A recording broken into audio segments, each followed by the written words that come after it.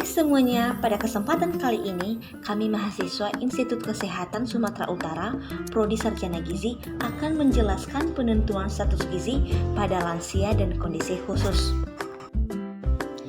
Sebelumnya, saya akan memperkenalkan anggota kelompok kami yang pertama, Yernianti Lahagu, Reza Elviana Suryani Eka Putri Harahap, Dian Anjurni Zendrate, Marni Mendrova, Ros Royani Padang, dan Susi Andriana Arwan.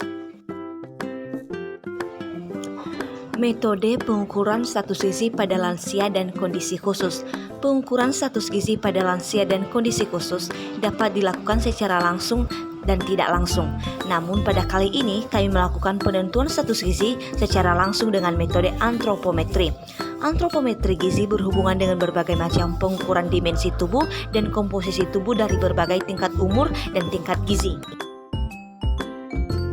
Jika seorang lansia masih sehat dan dapat berdiri tegak, maka pengukuran tinggi badan dapat dilakukan dengan mikrotois. Namun apabila seorang lansia tersebut tidak dapat berdiri tegak, diperlukan alat untuk mengukur tinggi badan, yaitu tinggi lutut, panjang depa, dan panjang ulna. Pada kondisi khusus pada kelompok tertentu yang telah terjadi perubahan postur seperti tidak bisa berdiri karena sakit parah atau karena ada cedera kaki atau bungkuk, maka sulit diperoleh ukuran tubuh secara valid. Untuk itu diperlukan informasi atau data lain yang dapat digunakan untuk sebagai bahan estimasi suatu variabel.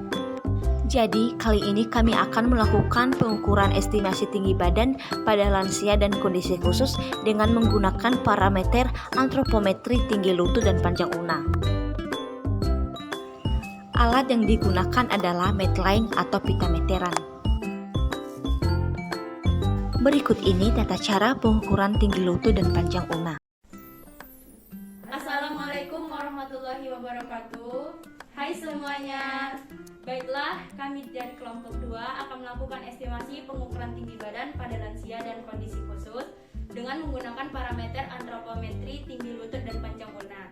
Kali ini kami melakukan percontohan tidak pada lansia langsung, tetapi kami mencontohkannya pada teman kami sendiri bagaimana cara mengukur pada lansia dan kondisi khusus. Selamat menyaksikan! Baiklah, pertama-tama saya akan melakukan pengukuran tinggi lutut dalam posisi terlentang. Sebelumnya saya akan menanya kepada responden, apakah responden bersedia? Ya, bersedia. Pastikan responden yang akan diukur dalam posisi terlentang atau berbaring dan usahakan tempatnya rata. Kemudian kita akan melakukan pengukuran terhadap tinggi lutut dengan membentuk posisi paha dan betis membentuk sudut 90 derajat siku-siku. Hal ini dapat dibantu dengan alat penyangga yang diletakkan di antara paha dan betis.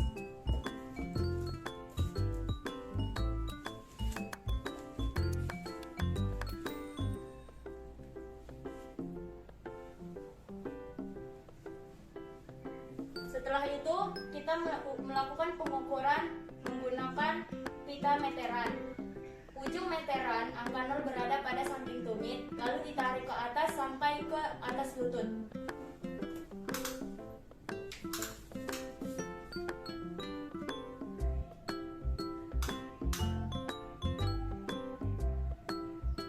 Setelah melakukan pengukuran, baca hasil pengukuran terhadap responden, dan di sini kami mendapatkan hasilnya 40 cm. Kemudian catat hasil yang telah didapat dari responden. Selanjutnya saya akan mengukur tinggi lutut pada posisi duduk dan pastikan responden duduk tegak lurus dan kaki ditekuk. Dan pastikan juga sendi membentuk 90 derajat. Kemudian ukur menggunakan pita meteran yang angka 0 berada pada samping tumit dan ditarik ke atas lutut.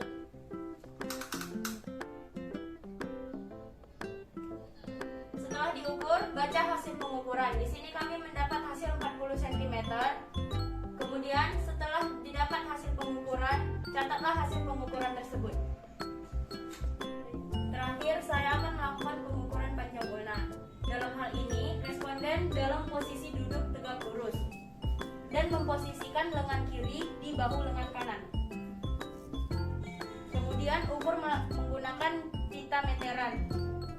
Angka 0 berada pada ujung siku dan ditarik lurus ke menonjolan pertengahan pergelangan tangan.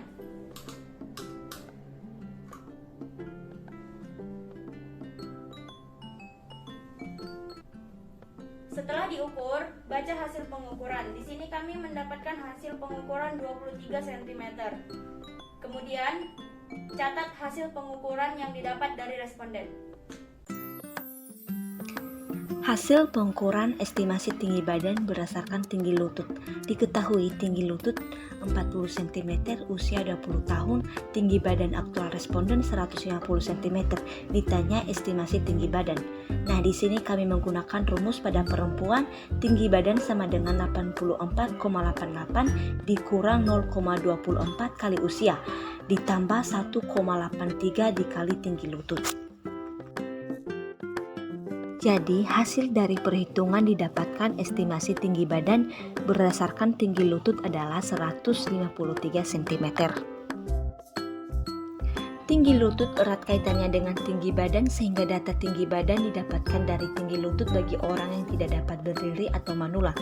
Pada manula digunakan tinggi lutut karena manula telah terjadi penurunan massa tulang yang menyebabkan bungkuk sehingga sukar untuk mendapatkan data tinggi badan yang akurat. Hasil pengukuran estimasi tinggi badan berdasarkan panjang unna. Diketahui panjang unna 23 cm, usia 20 tahun, tinggi badan aktual responden 150 cm, ditanya estimasi tinggi badan. Nah, di sini kami menggunakan rumus pada perempuan tinggi badan sama dengan 68,777 ditambah 3,536 kali panjang unna. Jadi, hasil dari perhitungan didapatkan estimasi tinggi badan berdasarkan panjang ulna adalah 150 cm. Ulna merupakan salah satu tulang panjang pada anggota gerak atas yang memiliki rasio tertentu dengan tinggi badan dan tumbuh dengan proporsi yang konstan terhadap tinggi badan. Studi di India dan Inggris ditemukan bahwa panjang ulna berhubungan erat dengan tinggi badan. Kesimpulan, antropometri adalah cara pengukuran status gizi yang mudah dan paling sering digunakan di masyarakat. Pada beberapa kelompok penduduk, pengukuran tinggi badan sulit diukur, seperti pada lansia dan kondisi khusus. Pada kelompok penduduk seperti tinggi lutut dan panjang ulna, dapat digunakan sebagai alternatif dalam estimasi tinggi badan seseorang. Sekian dan terima kasih. Saranghe.